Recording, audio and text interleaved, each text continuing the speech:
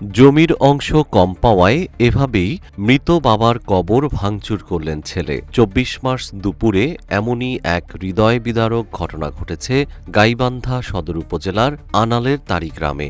স্থানীয়দের ভাষ্যমতে মৃত আব্দুল মান্নান মিয়া জীবদ্দশায় তার ৪ বিঘা জমি ৫ ছেলের মধ্যে ভাগ করে দিয়ে গিয়েছিলেন, কিন্তু সেই বন্টন নিয়েই জন্ম নেয় ক্ষোভ। আর সেই ক্ষোভ একসময় রূপ নেয় অবিশ্বাস্য নির্মমতায়। অভিযোগ উঠেছে, পঞ্চম ছেলে শাহ আলম মিয়া শালু জমি কম পাওয়ার আক্ষেপে নিজের মৃত বাবার কবরে ভাঙচুর করেন। শুধু তাই নয়, গালাগাল করতে করতে বাবার কবরের উপরে উঠে বেড়া ভেঙে ফেলেন তিনি। যে কবরটি ছিল তারই ভাই ইকবাল মিয়ার জমিতে, সেই জায়গাকেও নিজের দাবি করে বসেন শাহ আলম।